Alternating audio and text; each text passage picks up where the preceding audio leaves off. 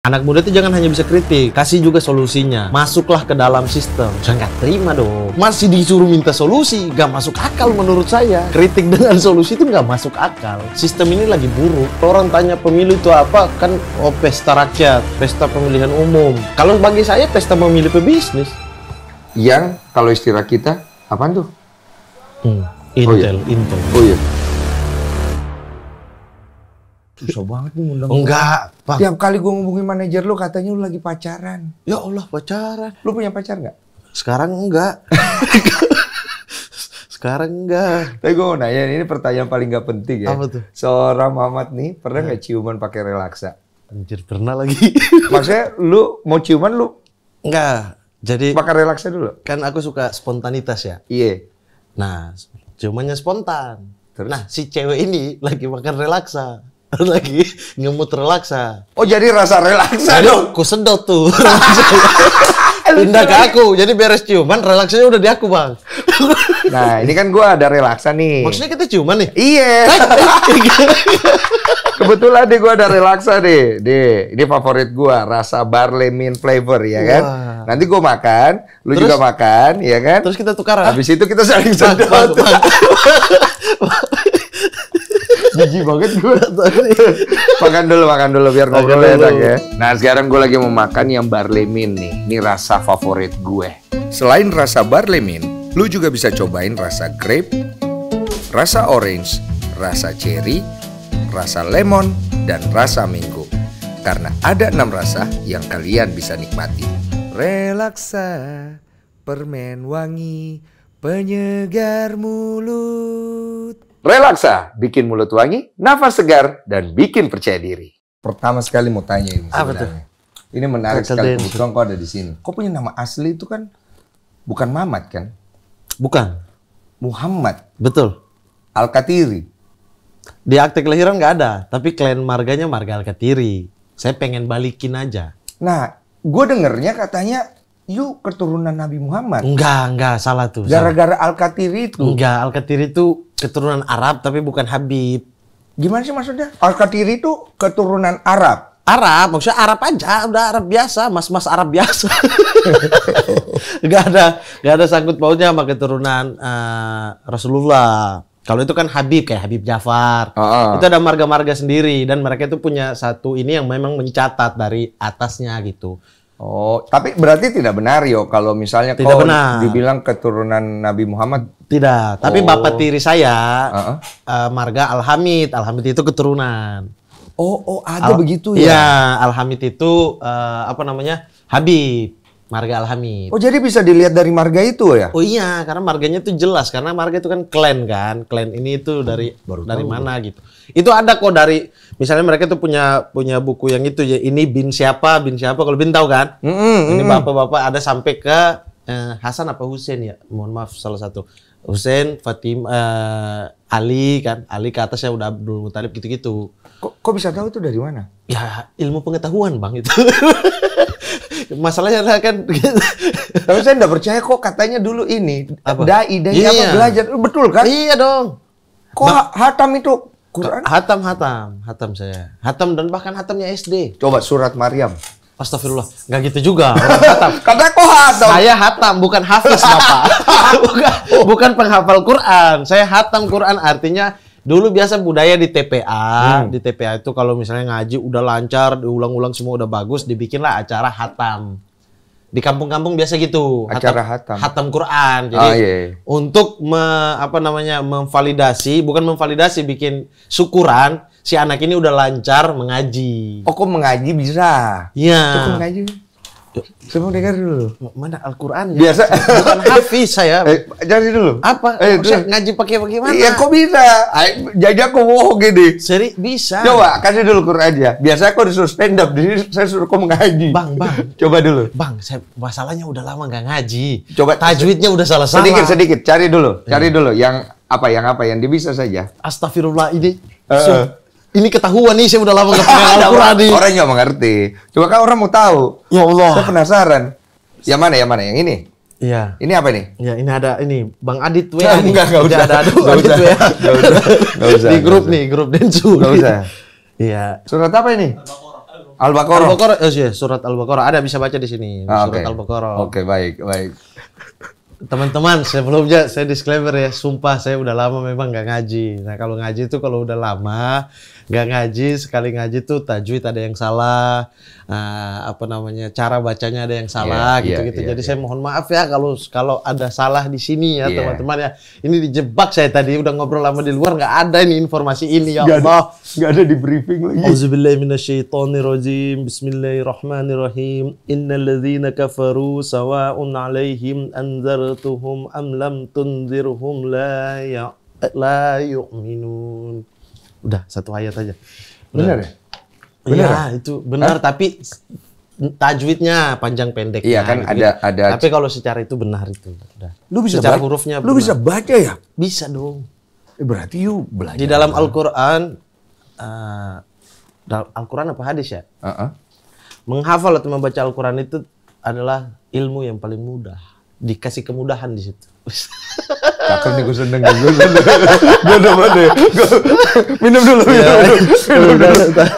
Itu adalah ilmu yang diberikan kemudahan di situ. Untuk menghafal, untuk membacanya. Jadi tidak sulit.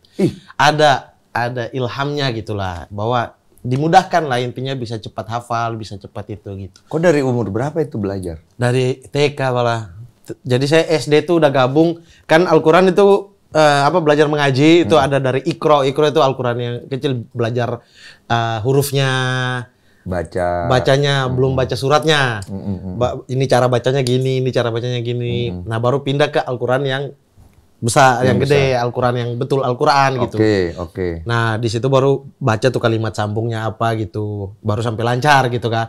Nah saya SD itu udah di Al-Quran yang besar, yang udah ngaji lancar lah istilahnya gitu, yang hanya diulang-ulang sama teman-teman yang SMP yang gitu-gitu. Jadi saya paling kecil tuh di TPA. Terus kenapa kok tidak jadi pendakwah? Waktu itu pendakwah, Bang. Oh, kok pendakwah? Waktu zaman sekolah. Waktu zaman sekolah ya, saya ikut MTQ, Syahril Quran. Syahril Quran itu bagian dakwah. Sumpah gue gak nyangka sih. Karena gue kenalnya lu anak stand up yang selalu mengkritisi politik, ya kan? Tapi gue nggak sangka. Coba kok dakwah. Dakwah. Saya umat. Ya. Boleh ya? Nggak apa-apa ya? Nggak apa-apa kan? Kita mau dengar. Oke. Assalamualaikum warahmatullahi taala wabarakatuh. Waalaikumsalam. Alhamdulillahirabbil alamin. Assalatu wassalamu ala sayyidina Rasulillah sayyidina wa maulana Muhammad ibn Abdullah wa ala alihi wa sahbihi wa man tabi'ahu wa wala amma ba'd. Hadirin kaum muslimin wal muslimat rahimakumullah. Kita dituntun di dalam kehidupan ini oleh sebuah kitab yang bernama Al-Quran. Disitulah kehidupan manusia diatur. Dan barang siapa yang merasa bahwa Al-Quran ini tidak relevan dengan zaman, Allah punya jawabannya. Di dalam Al-Quran, Allah berfirman, Inna nahnu nazalna zikra wa innahu lahafizun. Inilah hafizun apalah hafizin. Mohon maaf, saya sudah lama. Yang artinya Allah lah yang menurunkan Al-Quran dan Allah lah yang akan menjaganya. Maka kita tidak perlu ragu dengan Al-Quran. Karena sudah ada ketetapan bahwa Allah yang akan menjaga keasliannya dan segala macam yang ada. Bang, tapi sumpah, ini alasan saya untuk waktu itu ya. Jadi saya ikut MTQ nih, juara gitu-gitu yang dakwah ya, bagian Syahril itu. Iya. Juara antar kabupaten, kemudian masuk TC provinsi gitu-gitu. Terus misalnya Isra Miraj atau sholat tarawih lah. Sholat tarawih itu saya dapat ini dari kantor agama gitu, jadwal gitu, ngisi di masjid ini gitu. Dari cilik lah istilahnya gitu. Cuma SMA kelas 3 saya memutuskan untuk nggak mau lagi. Kenapa kah? Ini nih alasan saya, nggak tahu nanti teman-teman aja yang menilai. Karena saya merasa berdosa banget sih. Di dalam Islam itu salah satu dosa yang Allah murkai, salah satu perbuatan Allah murkai adalah kita menyampaikan tapi tidak melaksanakan. Oh. Nah dulu itu saya masih zaman bandel kan. Jahiliyah. Iya. Ini tuh bagaimana lomba-lomba aja gitu, lomba-lomba. Nah di SMA kelas 3 saya mulai berpikir, Bang, ini saya dosanya double nih, mengajak orang kayak taraweh. ceramah tarawih saya ngisi. Suruh orang, ya ayyuhallazina amanu kutiba alaikumussyiyam kama kutiba alal ladzina min qablikum la'allakum tattaqun. Itu kan ayat untuk suruh orang puasa. Seperti orang-orang terdahulu gitu kan. Tapi besoknya saya di kantin sama teman-teman makan. Jadi saya merasa dosanya itu double. Saya SMA kelas 3 saya memutuskan untuk nggak mau lagi gitu-gitu. Tapi saya ini diri dulu nih, baik dulu gitu. tapi menarik loh. Maksudnya kau itu jujur. Jadi kan tidak banyak orang begitu. Apalagi kan kalau sudah dilihat sama orang sebagai orang yang benar, kita kan tidak mau sampai kehilangan image itu kan. Betul ya. Tapi kau tuh berani untuk, ya sudahlah, saya perbaiki dulu saya punya perbuatan. Iya, daripada dosanya double gitu loh. Saya nggak melakukan dosa. Iya. Saya sampaikan untuk orang melakukan lah. Saya nggak laksanakan dosa lagi gitu. Dan dosa ini dosa yang luar biasa. Kita suruh orang tapi kita enggak. Itu di dalam Al-Quran pun ada gitu loh. Oh, itu bikin kau langsung takut ya? Iya, sudah mungkin SMA kelas 3 ya, udah dewasa untuk berpikir gitu-gitu kan. Bagus Jadi sih. apa artinya saya ngikut lomba juara-juara? Ini bukan barang yang untuk dilombakan gitu, tapi untuk dilaksanakan gitu loh. Ini pedoman. Iya. Jadi untuk harus dilaksanakan, begitu juga di kitab-kitab agama lain gitu kan. Iya. Bukan untuk saya juara ini. Nah kalau nggak dilaksanakan tetap aja dosa gitu. Saya suka nih cara berpikirnya. Wih, Menurut sis. gua, Mamat itu dia punya kecerdasan yang banyak. Ada kecerdasan intelektual, ada kecerdasan spiritual, ada kecerdasan emosional. Lebih ke so tahu aja. Ih, tapi so tau lu itu bikin akhirnya ada beberapa orang itu tergelitik untuk mensomasi lu. Waduh, kita makan relaks aja gimana Bang? Gue kan aja. Dan gue denger itu gara-gara you punya materi di stand up. Iya. Bener kan? Ya. Nggak disomasi, dilaporkan. Dilaporkan. Kalau somasi itu kan disuruh dulu nih. Nih surat somasi dikirim ke saya untuk, oh ya saya mediasi dan lain-lain. Kalau ini dilaporkan. Langsung dilaporkan. Iya, udah masuk laporannya. Ceritanya gimana sih? Lu lagi Ya. isi acara? Ya, Kak Hilary minta maaf ya, ini ditanya mulu nih. Sebenarnya kita udah aman-aman kan, Kak Hilary. Nggak kan kita biar Udah tahu aman dulu. dan udah nggak usah diungkit gitu kan. Tapi nggak apa-apa, ini kan pendidikan politik ya. Iya. Udah berteman soalnya, udah follow-followan juga. Iya, udah damai lah ya. Udah damai gitu. Tapi nggak apa-apa lah, maksudnya ini kita belajar. nih. Iya, betul. Ini Kita belajar pembelajaran. kan. Nah, Jadi pembelajaran. ceritanya kok lagi stand up kan? Ya, sebenarnya itu acara diskusi. Oh, itu bukan acara stand up. Bukan. Jadi ada salah satu apa namanya? NGO lah. NGO atau organisasi lah, organisasi biasa. Dia bikin acara diskusi mengenai presidensial threshold 20% yang kita ribut-ribut lah. Oke. Jadi kalau calon A mau jadi presiden dia harus punya dukungan dari partai sebanyak 20% tuh. Makanya partai-partai gabung gitu. Paham Menurut anak-anak muda kan ya tidak masuk akal lah, orang kita pemilu serentak harus ada syarat yang begitu besar, akhirnya capres kita kan terbatas 2 orang atau 3 orang. Sementara kita mau buka ruang seluas-luasnya untuk yang berkompeten kan. Sama anak muda di dalam politik, itu tema acaranya. Oke. Kemudian saya minta untuk stand up di acara ini. Mendadak. Oh enggak mendadak. Oh, sudah Nggak memang ada planning kok Betul. stand up ya. Kemudian oke. Kok stand up nih. Oke, saya stand up. Tapi hamin 1 minggu briefing lah. Iya. Mereka minta untuk ini live dan juga di keep di YouTube. Nah, saya nggak terima nih.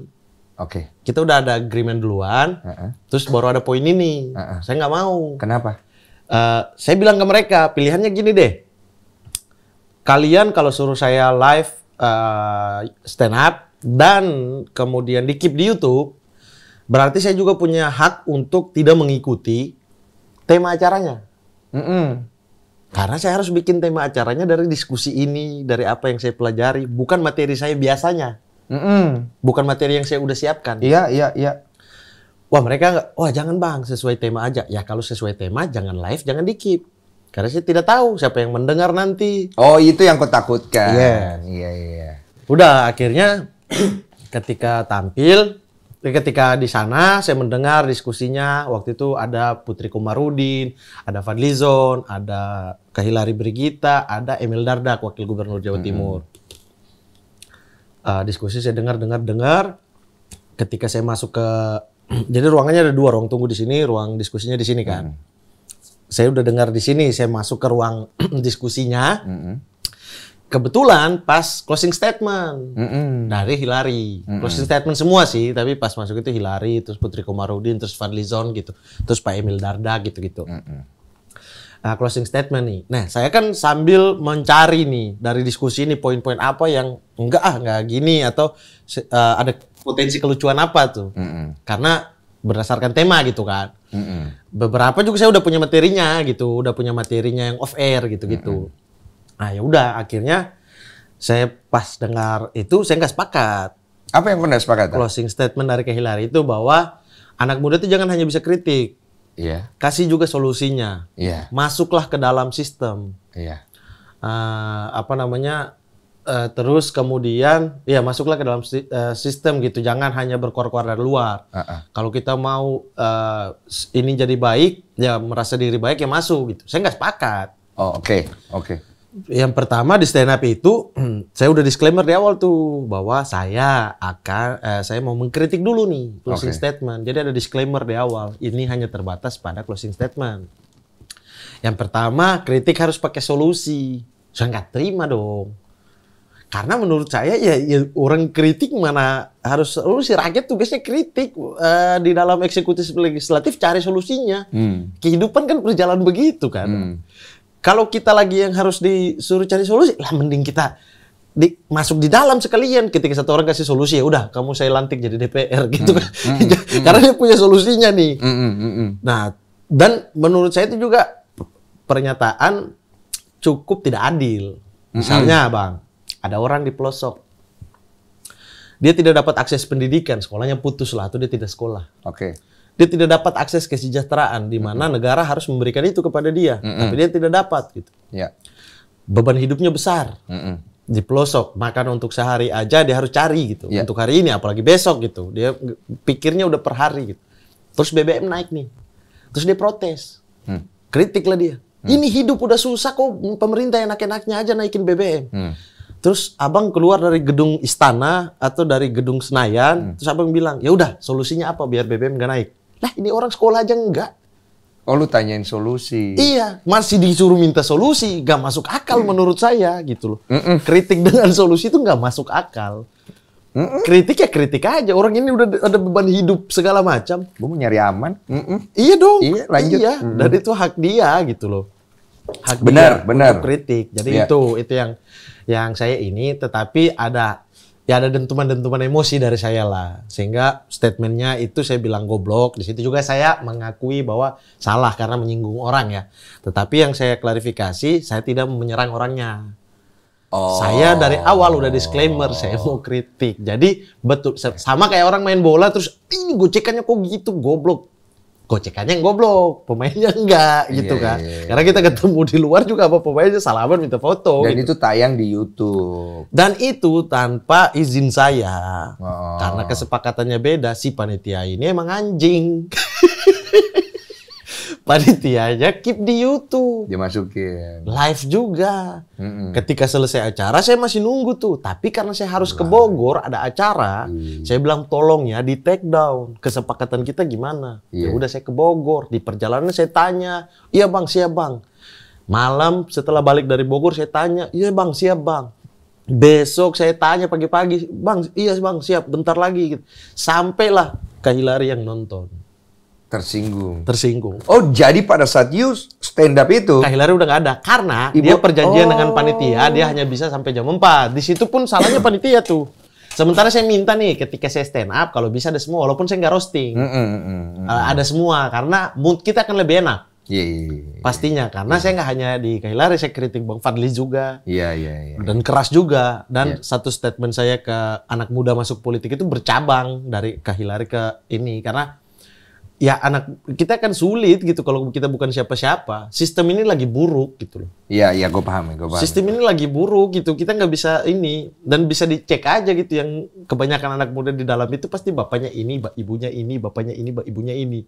Walaupun mereka dengan perjuangan sendiri ya, saya nggak bahas itu.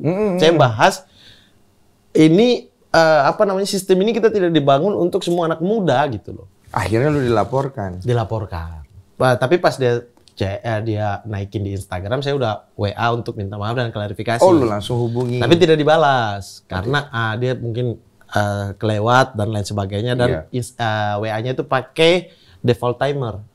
Jadi 1 hari pesan saya terhapus. Terus akhirnya bagaimana lu bisa hubungi dia? Kemudian saya mendapat kabar dari pengacaranya, dari mana-mananya, bahwa dia merasa saya nggak pernah hubungi. Saya hubungi lagi. Oke. Lewat akhirnya? Lewat WA juga dan dibalas. Dan saya kasih tahu kalau dibilang saya nggak ada itikat baik, saya sudah minta maaf dan minta untuk teleponan nama kakak dan ketemu itu dari hari pertama kakak naikin Instagram. Saya lihat langsung saya WA. Ada itikat baik dari lo? Iya, dan saya itu, saya nggak dapet tuh WA. Ada kok kak, ini saya kirim capturannya. Gitu. Jadi habis itu kita mediasi, ketemu, dan pas ketemu juga pas saya datang, hai mama, dia udah welcome untuk pelukan gitu-gitu, cipika-cipiki gitu-gitu. Tapi akhirnya dia sikapnya juga maksudnya damai. Iya, dalam artian akan beda sih, maksudnya ketika kita saling kenal dan gak saling kenal gitu. Dan ketika kita, misalnya teman kita ceng-cengin akan biasa aja gitu. Tapi ini kan orang yang belum saya kenal dan dia juga belum kenal saya gitu-gitu. Dan dia nggak ada di situ posisinya. Makanya saya bilang kalau mungkin ada di situ mungkin Kak Hillary jauh lebih ini.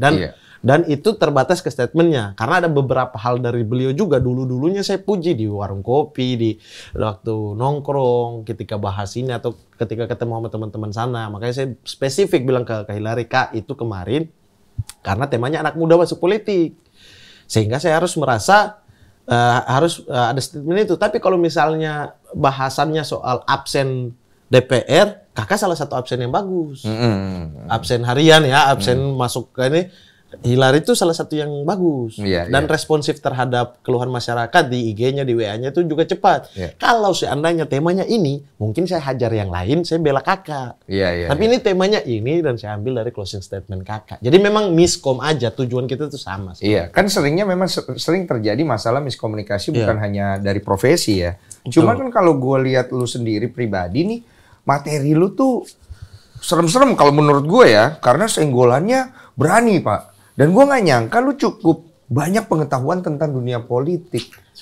Itu dari kecil lu suka politik atau karena memang ini materi paling mantap?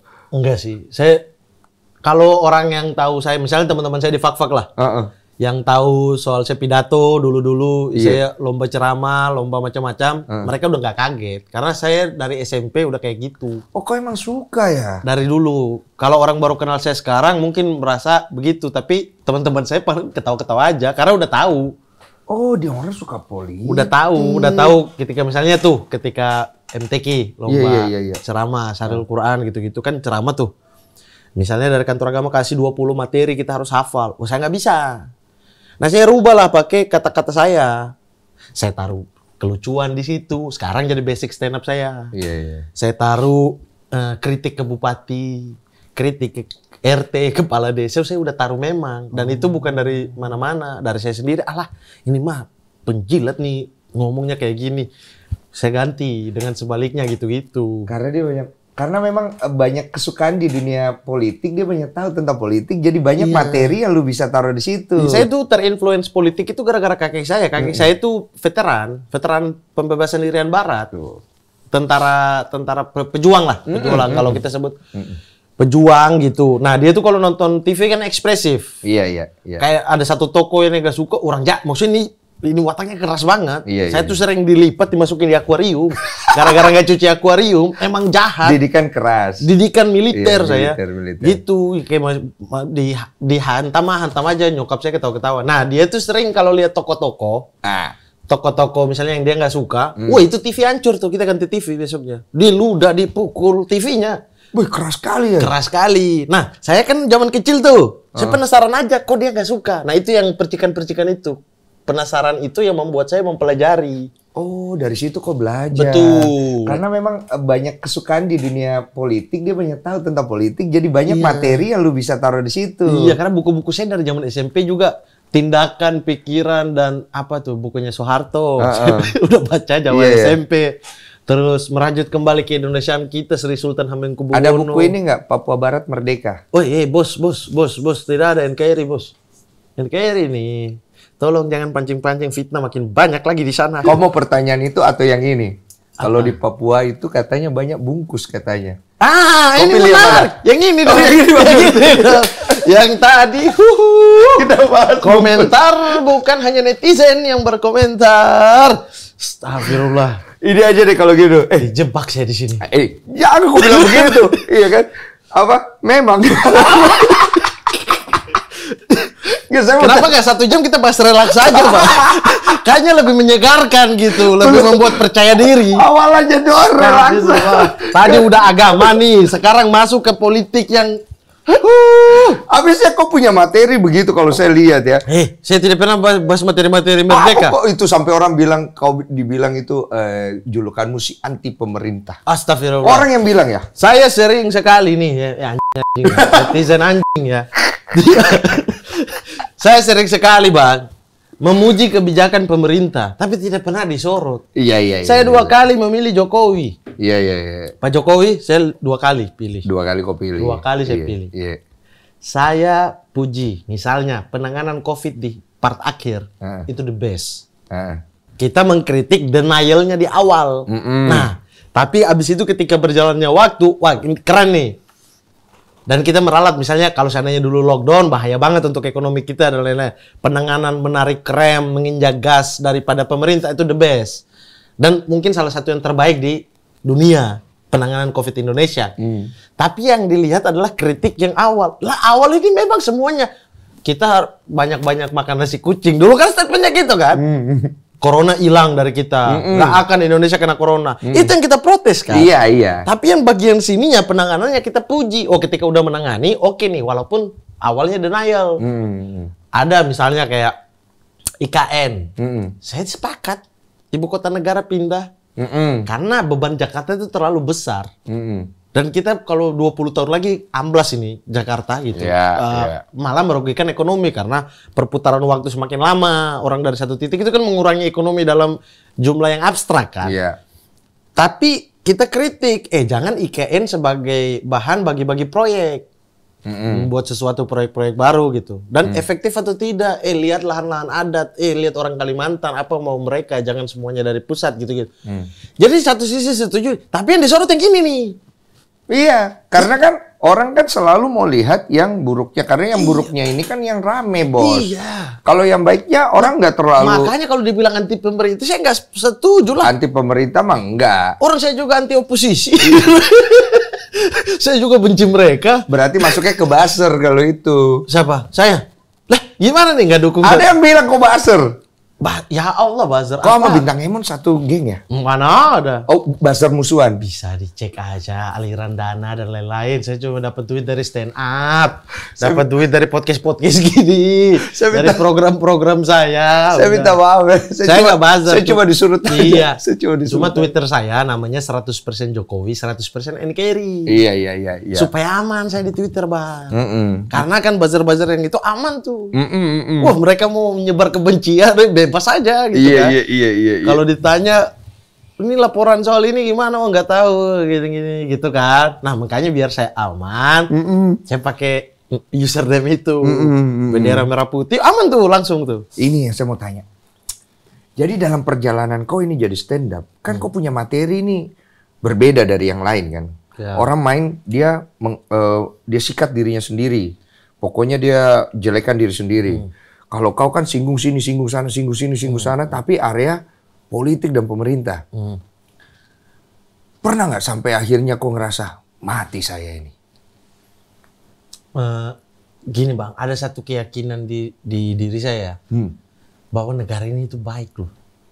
Nah ini orang nggak pernah sorot gini.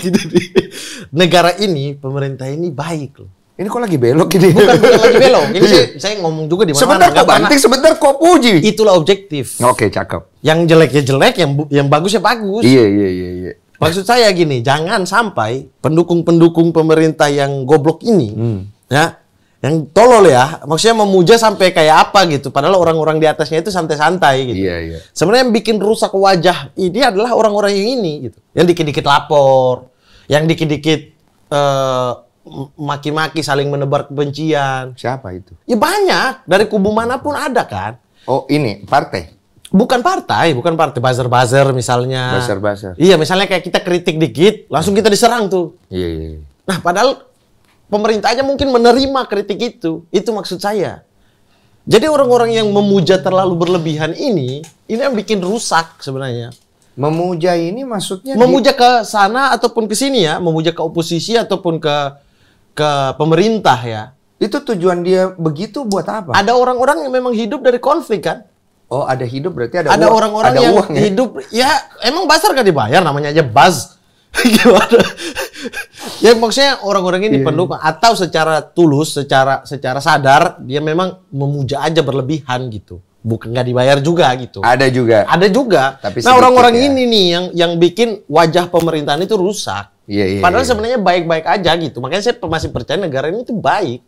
Oh, masih percaya Saya negara masih ini percaya baik. kita punya undang-undang yang baik gitu. Kita masih bisa on the track lah. Iya. Saya percaya itu. Cuma orang-orang yang di luar ini, justru kalau orang-orang di luar ini berikan applause buat orang-orang yang kritik pemerintah, semuanya jalan enak-enak aja. Nah, gue mau nanya, kalau menurut lu pribadi nih, apa sih yang perlu dibenahi dari sistem pemerintahan kita? Waduh, panjang nih. Cakep nih. Ini dia suka deh, ya kan? Panjang nih. Dia kalau udah gini, ada ilmu keluar semua nih. Ini kopi ya, bukan miras. Bang, itu. Suka fitnah-fitnah saya, mabuk-mabuk katanya, Bang. Ini kopi, ada mirasnya. Gak ada sumpah. Tidak Kalian ada, rasa tidak di sini. ada. Datang ya ke rumah Bang Denso. Apa menurut lo? Banyak hal, Bang. Presidennya dulu. Cakep nih.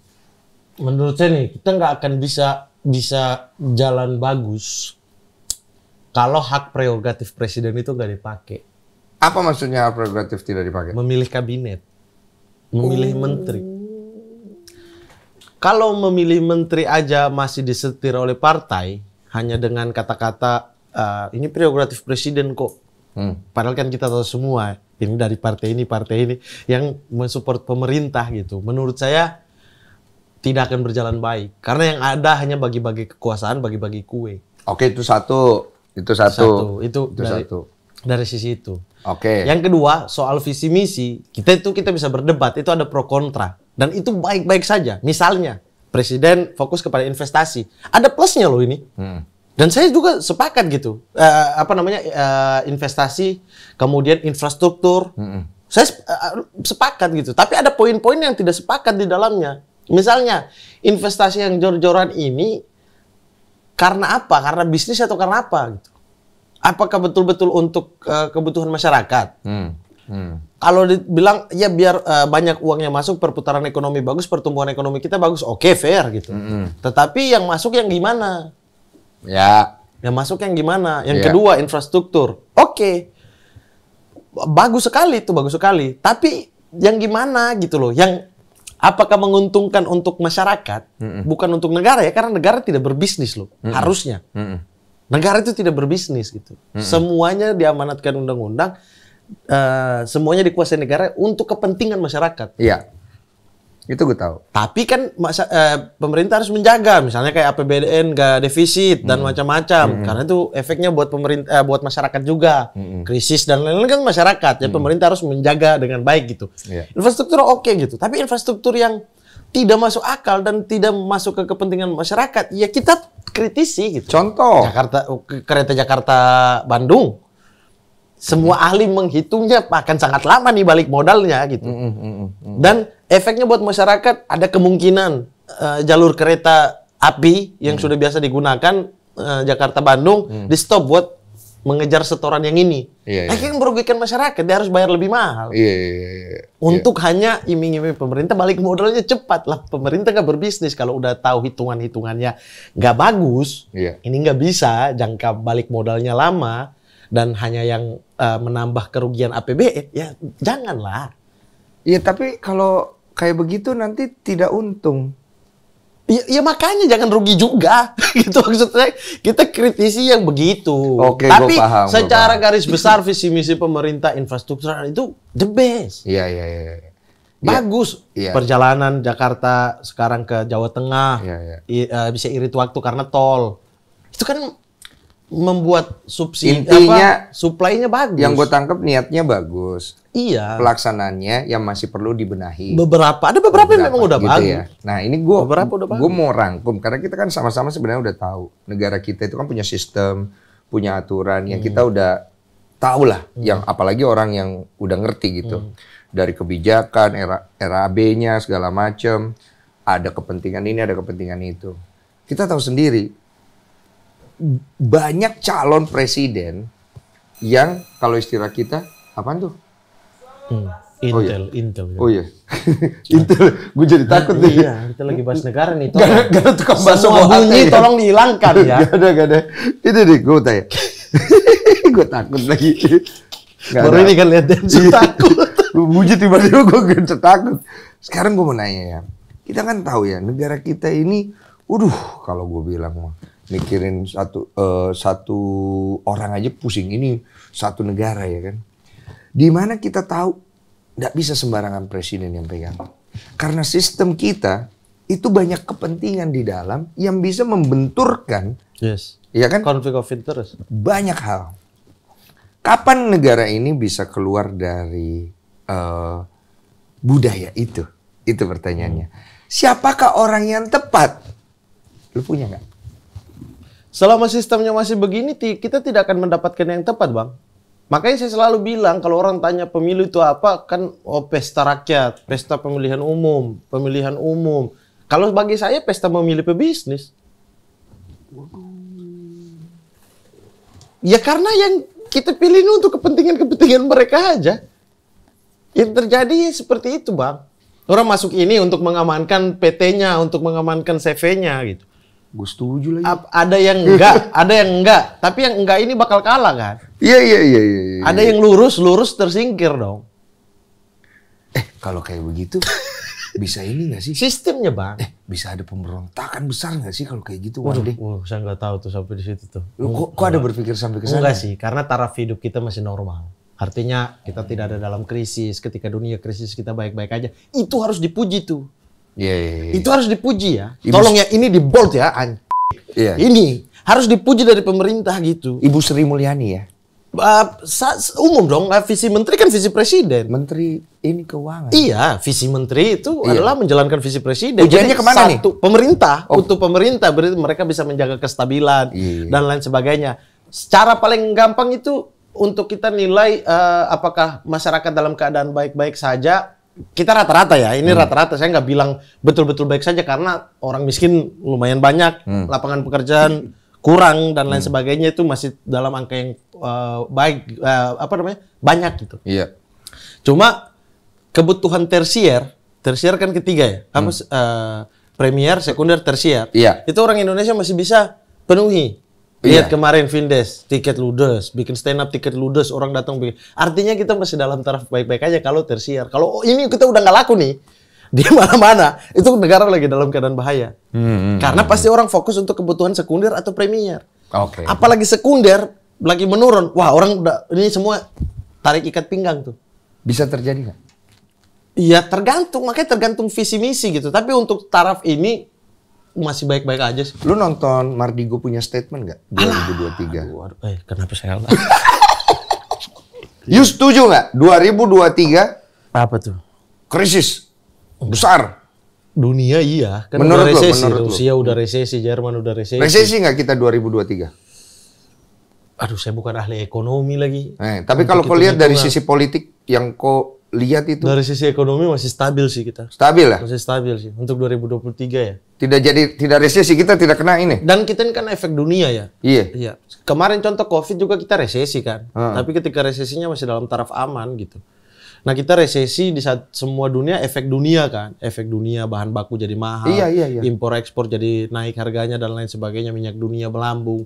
Dan lain sebagainya. Akhirnya pertumbuhan ekonomi kita minus kan. Resesi. Tapi kalau untuk lihat sekarang kita sih dalam keadaan baik-baik saja dan itu harus dipuji sih, dipuji dari pemerintah. Tetapi kalau pemerintah salah langkah berbahaya. Salah langkahnya kayak gimana? Ya, misalnya gini, saya bukan ahli ekonomi ya, tapi saya mendengar dari teman-teman yang ini ekonomi gitu. Kunci untuk tidak resesi kan bagaimana uang berputar di bawah, ekonomi tumbuh itu kan. Iya. Di bawah, maaf kalau saya salah ya teman-teman, saya bukan basic ahli ekonomi apalagi ahli politik gitu. Iya. Nah, kalau pemerintah ini lebih support yang kebesar-besar nih, ini berbahaya karena di bawah duit nggak ada. Iya. Iya. Harus kan yang disupport desa-desa, UMKM, tumbuh, pertanian tumbuh sehingga menciptakan pertumbuhan. Kalau yang disupport BUMN lagi, ganti BUMN minus, negara harus tanggulangi. Nah, yang gini-gini berbahaya sih menurut saya. Tapi pemerintah pasti punya strateginya kok, apalagi Ibu Sri Mulyani gitu. Jadi udah oke. Jadi kalau untuk dalam taraf itu sih masih baik-baik saja. Berarti kok buzzernya pemerintah? Astagfirullah, kan ini netizen kayak Anda nih yang bikin rusak Indonesia. Ketika kita puji dia bilang buzzer, ketika kita kritik dia bilang anti. Aduh. Hidup lu serba salah. Jadi orang tengah di Indonesia itu memang susah, Bang. Susah banget. Emang iya. Susah banget. Gitu. Serba salah. Ke kiri salah, ke kanan Iya, salah. coba deh Anda nggak gabung organisasi apa-apa, Anda nggak berpihak kemana-mana, Anda cuma kritik. Saya juga kritik oposisi gila-gilaan. Tapi saya pertanyakan, aku suka sekali kritik-kritik oposisi itu. Kok nggak takut nanti kok punya masa depan loh? Karena kita gini, Mbak. Ya satunya hobi ya, hobi menganalisa. Iya, tapi hobi juga lihat-lihat juga dong. Bukan kritiknya hobi ya, menganalisanya. Kritiknya bukan karena puji juga, saya puji juga. Yang ini benar saya bilang puji. Menurut saya, subjektif saya ya, bukan secara hitung-hitungan nilai ekonomi kayak gitu-gitu enggak. Iya. Karena menurut saya kita nggak bisa berharap dengan perwakilan kita di DPR. Oh, kurang. Nggak ada. Apa? Saya udah halus itu, Nggak ada. Iya. Kontrol pemerintah kan harus dikontrol lewat DPR. Satu kebijakan pemerintah yang mengawasi DPR nih. Nah, DPR ini wajah kita nih, wajah masyarakat nih. Tapi DPR-nya juga kan asik bagi-bagi kue. DPR-nya juga tidak bisa fight satu keputusan ini baik apa buruk, oke apa enggak. Tapi berdasarkan partainya dapat jatah menteri enggak di koalisi. Kalau partainya bergabung sama pemerintah, setuju aja terus gitu kan. Kalau partainya nggak dapat jatah di pemerintah, tolak aja terus kan.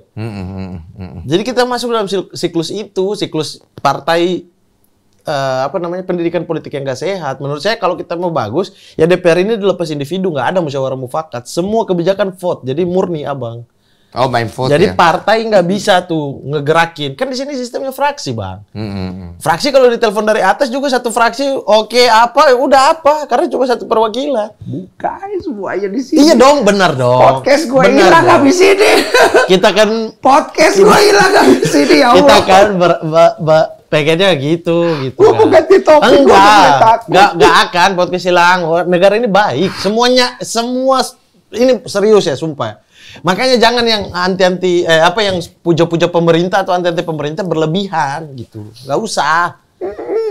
Murni aja kita jalan bersahabat aja semuanya. Iya kan? Oke, minum dulu, Bang. Minum dulu. Ganti bahasa dah. Anjing gue serem. Serem banget nih orang, bahaya. Lah kok serem? Nah ini nih kayak begini nih yang merasa negara ini tuh jahat jadinya. Gue mau bahas percintaan. Aduh anjir. Percintaan. Anjir salah ngomong. Gue mau bahas percintaan aja deh. Iya. Nah, gue mau tahu nih, lu kan gue nonton tuh, lu pernah punya pacar orang Aceh. Iya. Iya kan? Terus akhirnya tidak jadi. Tidak jadi. Sekarang ini lu ngelihat cinta itu apa sih? Saya tidak pernah dari dulu, dari zaman SMA. Saya ini dewasa sebelum waktunya, Bang. Maksudnya tua sebelum waktunya. Dewasa juga enggak, kena-kanakan juga. Tapi tua sebelum umurnya gitu. Jadi ketika teman-teman lain lagi bahas skena musik, saya politik dulu zaman SMP, SMA. Ketika mereka sukanya popang, saya sukanya Iwan Fals. Iya, beda sendiri. Iya, beda sendiri. Saya sukanya lagu-lagu yang sendu gitu-gitu. Jadi ini, tapi pada saat sekarang saya masih tetap di skena itu, maksudnya disuka ini teman-teman baru gitu, baru suka gitu, alah terlambat lu gitu. Berarti lu baru sekarang ke tempat yang mereka suka? Enggak ketukar juga. Belum. Saya tetap suka apa yang saya suka aja dari dulu sama lagu-lagu balada Iwan Fals. Jadi lu bukan cowok tipe yang jatuh cinta gitu?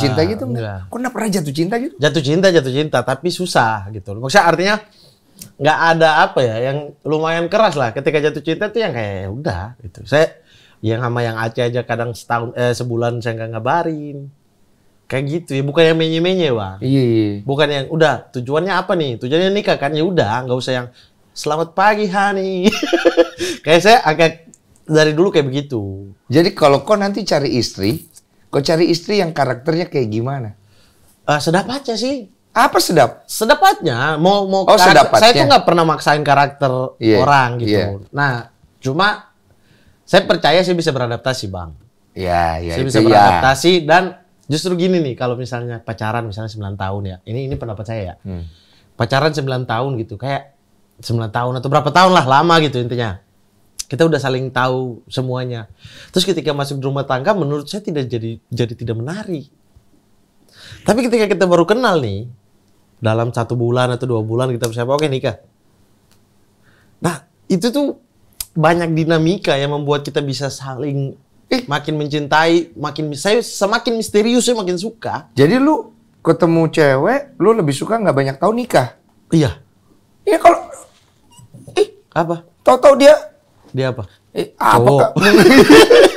Mungkin dia pernah operasi ini, atau mungkin dia dulu apa, atau dia bekas nembak karyawannya. Nah, nggak sampai ya 1 bulan itu 1 bulan atau 2 bulan sebelum nikah ya pasti kita maksudnya ya iseng-iseng cari tahu. Oh, kalau kayaknya ini aman lah gitu-gitu. Tapi kalau misalnya kayak aduh, cewek ini gini lagi sifatnya, saya nggak kalau nikah nanti susah lah. Berarti itu kita nggak masuk definisi cinta tuh, karena cinta tuh kan pada akhirnya menerima segalanya. Menerima segalanya. Iya, jadi ketika kita baru kenal nih, ternyata pas nikah dia punya kekurangan. Lah itulah fungsi adaptasi, fungsi mencintai di situ. Itu menurut saya. Jadi cinta menurut lu adalah kalau kita harus cari yang perfect, tidak ada persyaratan dong. Iya, tidak ada persyaratan. Misalnya nih, saya pengen istri saya berjilbab. Tapi ketika saya nemu dan saya mau menikah dengan yang bukan jilbab, it's okay. Ketika nikah, nanti baru, pakai jilbab dong. Nah itu tuh perdebatan itu yang membuat bumbu-bumbu menurut saya, kalau saya bayangin tuh seru pernikahannya sampai jangka waktu yang lama. Oh. Ada yang kayak misalnya, saya baru tahu nih sifat dia yang ini. Gimana saya adaptasi ya? Atau gimana dia harus berubah ya? Itu tuh bumbu-bumbu itu yang bikin bertahan lama. Karena saya suka misterius-misterius gitu. Saya suka, ternyata dia gini ya. Oke, adaptasi saya gimana gitu. Karena sama teman juga saya menganalisa untuk beradaptasi. Lu pernah ditolak cewek nggak? Pernah lah. Sering atau jarang? Jarang. Untuk ukuran fak-fak saya termasuk 2 terganteng lah. Kok bungkus ya? Tidak, Bang. Kok bohong? Kok bungkus? Bang, saya kalau pacaran ya, sama pacar saya tidak pernah gitu-gituan. Sumpah. Wah, ini seru lagi nih. Seru. Serius kau? Serius. Hampir muncul tuh. Ambil lagi deh. Apa? Serius ya? Serius. Kok nggak pernah begitu? Sama pacar ya, sama pacar. Iya, kita ngomong pacar. Kenapa? Lagi-lagi tadi ya, ini pacaran yang serius ya. Ini pacaran yang serius ya. Lagi-lagi gitu. Kalau terus kalau kita nikah apa? Yang Aceh tuh 4 tahun saya nggak pernah ngapa-ngapain. Ketemu tapi pernah. Ketemu pernah. Ciuman aja nggak pernah. Kenapa, Bos? Ya karena tujuannya nikah. Nikah kayak surprise saya aja nanti. Udah gitu. Kau menganggap pernikahan itu apa? Keteraturan. Di pemerintahan kali ya, keteraturan. Enggak, teratur, Bang. Sebagai cowok yang abang misalnya bad boy atau bandel atau kayak yang udah jalan nongkrong terserah, butuh pernikahan untuk menciptakan keteraturan, Bang. Kita tahu pulang kemana, kita tahu kita harus ngerem yang mana, kita tahu harus merubah sifat yang mana, sehingga semuanya itu berjalan teratur. Beda lagi nih arti pernikahan buat dia nih. Lah iya dong, benar dong. Menurut saya ya. Iya. Nggak ada yang salah, nggak ada yang benar. Abang sebelum nikah, masih sudah nikah, efeknya apa? Iya lebih teratur, iya. Betul. Ada lebih teratur. Iya. Betul, itu setuju. Iya, lebih teratur, lebih kita punya ada yang kita pikirkan gitu loh. Misalnya kayak ada teman sharing gitu. Teratur dalam mulut juga, misalnya kritik-kritik, jangan terlalu gitu. Karena kalau gitu bisa bahaya gitu. Nah, saya tuh suka gitu, tapi ada momen yang harus dia biarkan saya diam gitu, diam panjang. Iya. Yang kayak, oke ini waktu saya suka menyendiri, dan dia juga harus mengerti itu gitu. Terus kalau seksnya gimana? Kalau misalnya pasangan lu nggak terlalu naksir gimana secara fisik? Naksir itu mah mengikuti. Menurut saya orang naksir itu mengikuti berjalannya waktu, Bang. Bagaimana maksudnya mengikuti? Gak bisa. Maksudnya gini, kita bisa nyaman sama dia itu berjalan waktu. Kalau kita naksir bisa dari pandangan pertama. Ketika nyaman itu berjalannya waktu gitu loh. Berjalannya waktu dan pasti nyaman. Tapi orang kita hidup sama-sama. Tapi kalau kita menikah kan, minimal kita ada motivasi seks. Nanti kalau kau tidak ada motivasi seks bagaimana? Sama semuanya juga motivasi. maksud saya itu hal yang penting.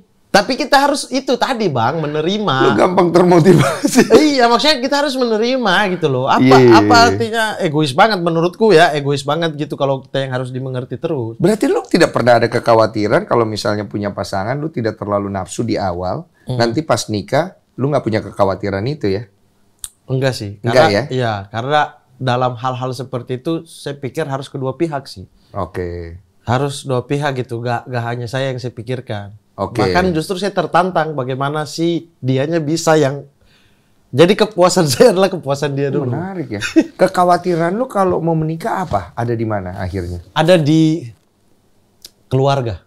Keluarga kenapa? Saya apa ya? Kalau dari nyokap ya, dari bapak kandung sama nyokap kandung, saya anak tunggal ya. Oh sama kayak saya. Iya. Anak tunggal. Bapak saya itu agak skrizo Bang. Apa itu? Skizofrenia, tahu? Skrizo? Gangguan jiwa lah di bahasa kasarnya. Oh oke. Nah itu masuk ke bokap agak maksudnya apakah bisa dia melihat mengurus bokap gitu. Itu satu. Yang kedua ke keluarga besar. Saya tuh pengen cari istri yang bisa masuk ke keluarga besar karena keluarga besar saya tuh saya dekat semua gitu. Yang tante udah urutan ketiga gitu-gitu, maksudnya tante sepupu ketiga atau tante berapa itu. Iya, kalau orang timur kekerabatannya tuh tinggi. Nah, saya pengen ada istri yang bisa masuk di tengah-tengah ini. Bukan yang individualis Jakarta gitu. Bukan orang Jakarta ya, maksudnya kehidupan Jakarta kan individualis tuh. Iya. Lu, gua gitu kan. Beda. Nah, saya nggak bisa. Saya pengen yang bisa masuk ke keluarga besar. Makanya yang paling penting itu sebenarnya saya tuh terima apa aja. Agama beda gimana? Nggak bisa lah. Terima apa aja agama beda. Bukan, itu kan hal yang basic dasar yang nggak perlu kita bahas. Harusnya bilang terima apa aja. Agama beda. Masalahnya nikah juga ketika kantor agama pasti ditolak. Sekarang saya mau tanya, kok ada beberapa di YouTube itu kan bicara tentang toleransi beragama Iya. di fak-fak. Saya tahu sampai 1 tungku 3 batu. Iya. Satu tunggu 3 batu di fak-fak juga ya masuk. Iya. Ya, kalau nikah juga masuk gitu. Ya, Bukan kalau- yang pertahankan agama. Nah kalau beda agama, kenapa tidak bisa? Beda agama saya tidak meyakini itu, Bang. Oke. Saya tidak meyakini. Ya gimana loh kalau bilang toleran ya toleran nama saya juga dong. Oh iya. saya menurut saya tidak bisa. Kenapa menurutmu kalau menikah itu harus satu agama? Karena saya setuju. Jadi kalau menikah Setuju itu apa? setuju kalau misalnya menikah itu harus satu agama. Iya. Walaupun dalam pelaksanaannya saya pernah ketemu ada orang yang menikah agamanya beda, masih baik-baik saja. Pernikahannya bagus, tapi sedikit. Iya. Nah, menurutmu kenapa kalau menikah itu lebih bagus satu agama? Simple, Bang. Maksudnya saya meyakini agama Islam dan di agama Islam tidak bisa. Gitu aja. Di Kristen juga nggak bisa. Itu baru saya ya. Heeh. Belum keluarga besar saya. Tadi kan saya baru bilang mencari istri untuk keluarga besar juga yang bisa masuk di keluarga besar. Iya. Kalau buat kedepannya kenapa menurut lo? Maksudnya kurang lebih baik satu Saya agama? beberapa kali pacaran sama beda agama. Hmm. Dan it's okay gitu loh. Tapi kita sama-sama tahu gitu loh. Dari awal sama-sama tahu bahwa enggak, kita bukan untuk menikah. Kita sama-sama nyaman, saling sayang aja, udah cukup. Dan gitu. Karena ibaratnya gini loh, kalau sesuatu hal yang kita udah tahu, ujungnya akan seribet. Iya. Kalau mungkin di keluarga kalian biasa aja nggak apa-apa gitu, ya silakan gitu. Saya nggak melarang juga gitu, buat siapa saya gitu kan. Cuma di keluarga yang saya tahu, yang saya besar selama ini nggak ada dan nggak bisa. Nah kalau sekarang di luar, Jadi kalau kita udah tahu akan sulit nih, ngapain kita daki gunung gitu loh. Nanti di gunung tiba-tiba gunungnya meletus, ya kita yang mati. Jadi mending nggak usah mendaki itu nggak usah, jangan sok-sok kita coba dulu. Ya elah, ngapain coba dulu? Orang udah tahu nanti kok sulit. Kan pacarnya itu buat sayang, buat senang, buat suka duka bareng gitu. tapi kan Tapi ada, kok udah tahu ujungnya ini jurang. tapi ada juga nih ujungnya yang ternyata Iya baik-baik makanya aja. saya bilang tadi disclaimer saya adalah saya nggak tahu ini pribadi. Iya, pribadi Di kan. keluarga saya udah pasti susah gitu loh. Keturunan Arab, satu Arab. Dua, dan keluarga nggak ada budaya yang seperti itu. Di fak-fak sendiri pun yang toleransi beragamanya oke, nggak ada gitu. Nggak ada gitu, paling salah satu masuk. Oh salah satu masuk. Iya, gitu. Dan itu semua saling memahami. Yang Kristen juga paham, yang Islam juga paham, yang Katolik juga paham. Jadi kok masuk apa enggak gitu udah. Dan itu aman-aman aja. Soalnya di luar banyak yang suka DM gua beda agama. Dia nanya sama gua, "Bang, gimana ya kalau beda agama kayak gini?" Gue bingung juga jawabnya. Gue bilang kalau bisa satu agama aja. Iya, kalau kalian merasa akan sulit, Iya. akan sulit, akan banyak perdebatan gitu. Kalau saya prinsipnya adalah family number one. Asik.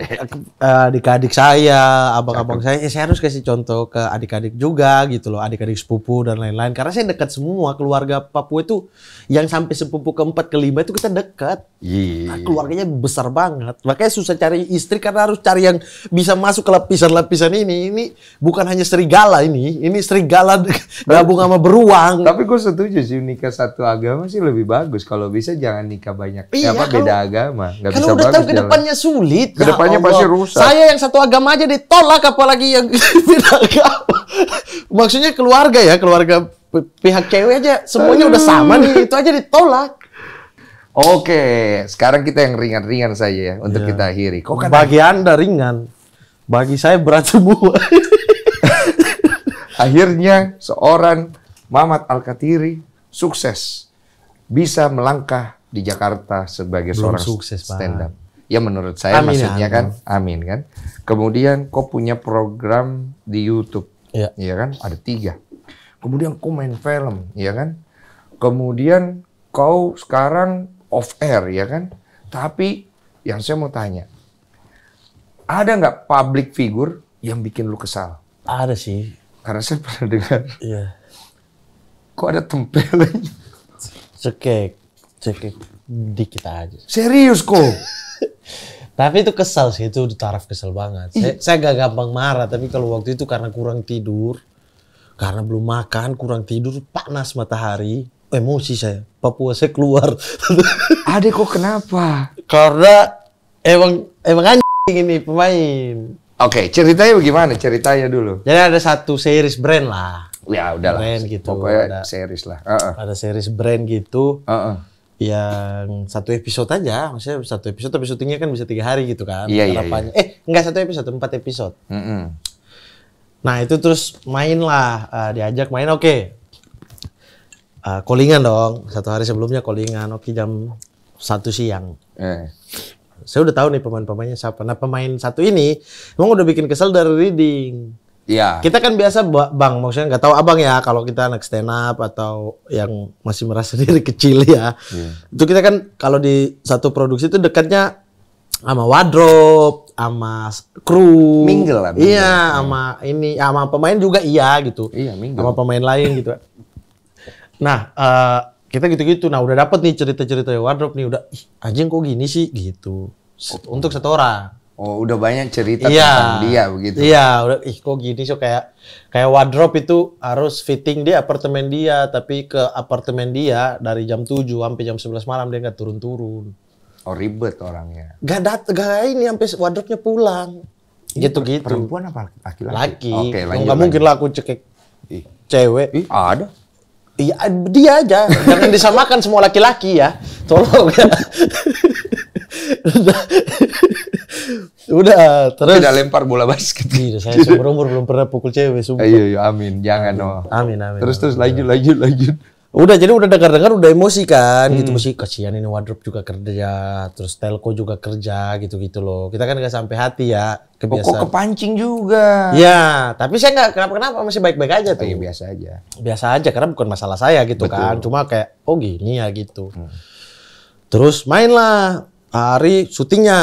Datang saya sesuai callingan. Bahkan sebelumnya 12:30 saya udah datang. 12:30 saya datang. Saya baru tag abang tuh jam berapa?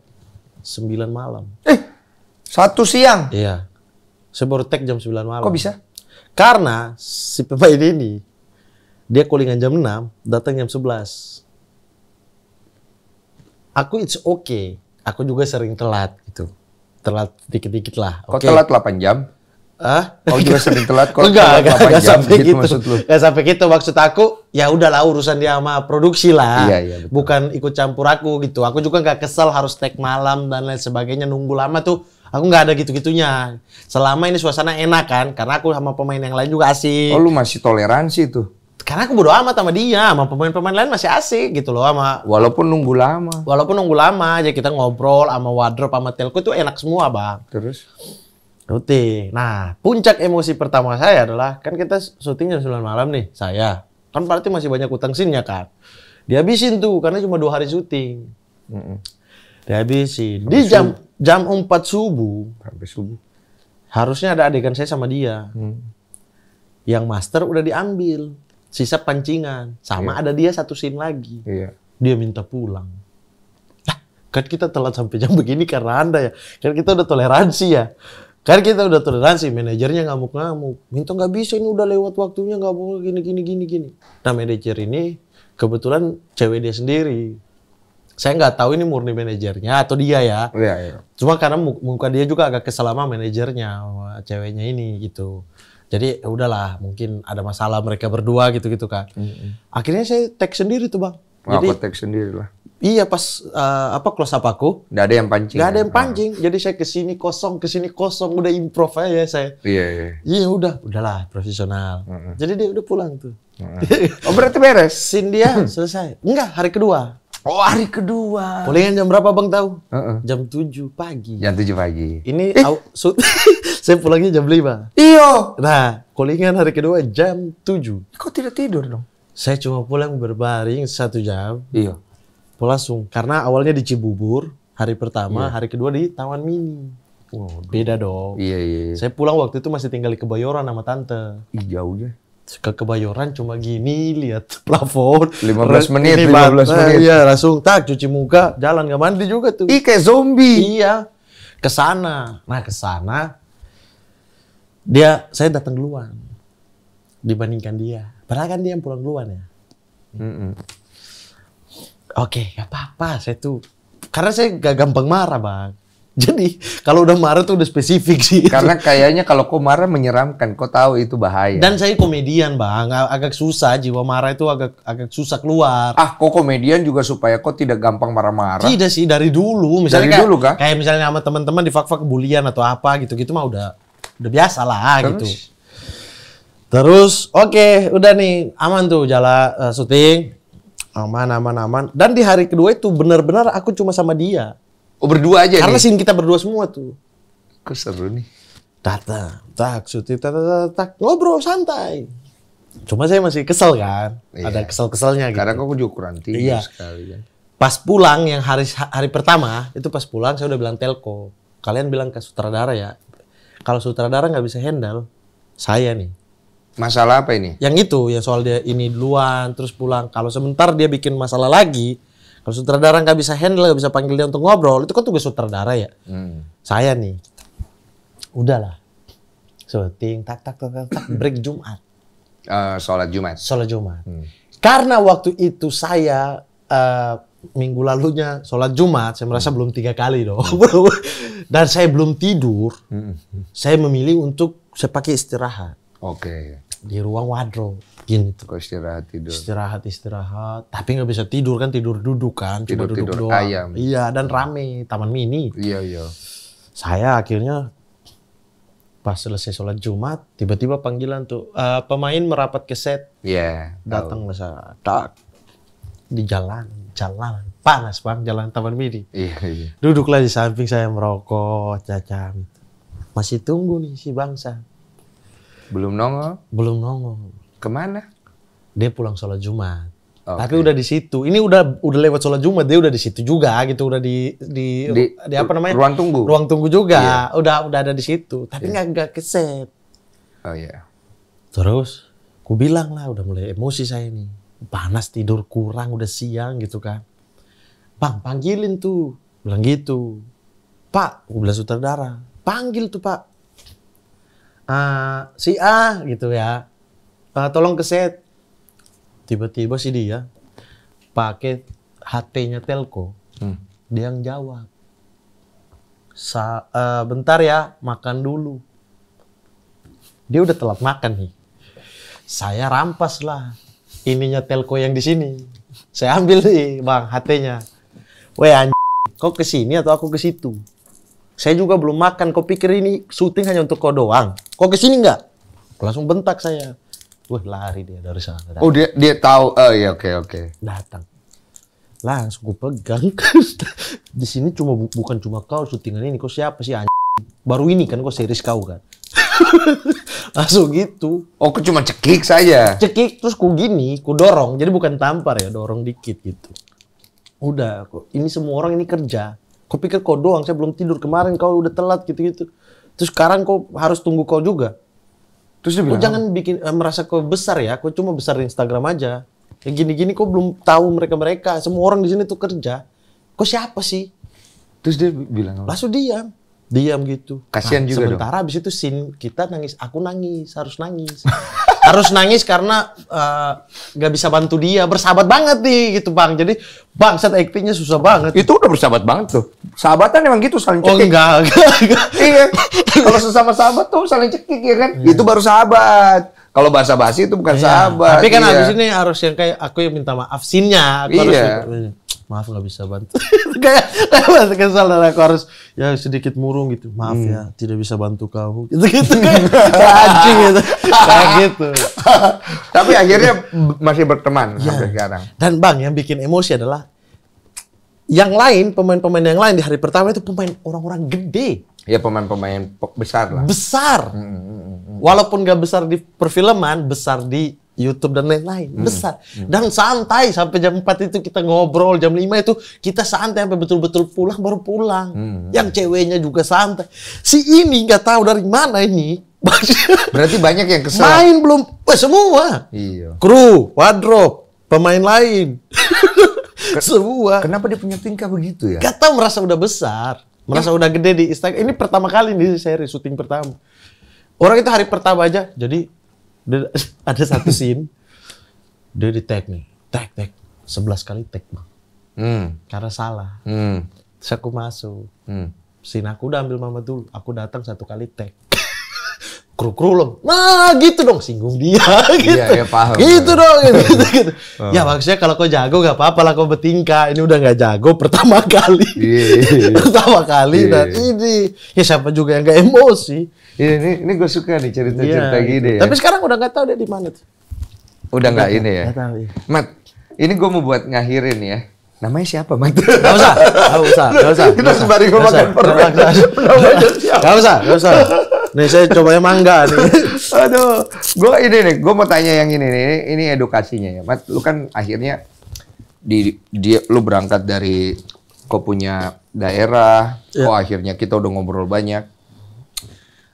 Kau bertemu banyak orang. Apa sebenarnya yang harus jadi bekal seorang manusia di dunia entertain? Apa yang mereka itu harus bekal? Kan kau sudah banyak mengalami dari cerita semua. Kalau saya sih, kalau dibilang, oh itu tuh harus bagus, enggak juga sih. Bukan enggak juga ya. Saya juga itu masih jelek. Masih sering salah.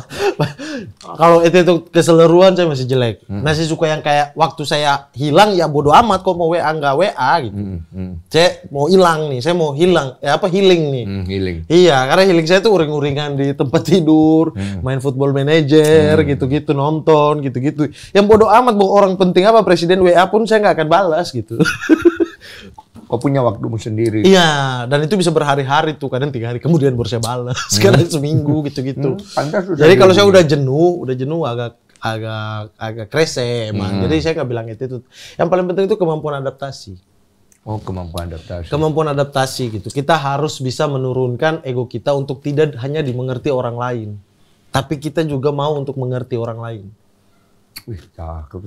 Jadi kita nggak melulu harus ego kita yang dikasih makan. Iya. Harga diri apa lah. Udah, ketika ada orang yang kamu lihat gak bisa beradaptasi dengan sifatmu, kamu yang harus beradaptasi dengan sifatnya. Tapi kalau dia masih nggak itu bisa, konsep pertemanan ya. iya, sebenarnya. tapi kamu sudah beradaptasi dengan sifatnya, tapi dia masih nggak tahu diri gimana? Nggak apa-apa, biarin aja. Dan yang kedua itu cuek. Orang mau ngomong apa, udah cuek. Cuek. Berarti adaptasi Dan cuek. Dan ambil setiap kesempatan. Setiap kesempatan. Karena kita nggak tahu kesempatan sekecil apa itu bisa jadi sebesar apa nantinya. Berani ngambil resiko. Iya. Dan kalian udah hebat kalau kalian udah diundang di daerah asal. Ini buat anak-anak daerah ya. Iya, karena makanya saya masih belum merasa berhasil, Bang. Karena Karena saya sampai sekarang belum pernah diundang sama Fak-Fak. oh, Jadi saya merasa belum berhasil, masih jadi kambing di kampung sendiri. mungkin tunggu merdeka kali. Bang.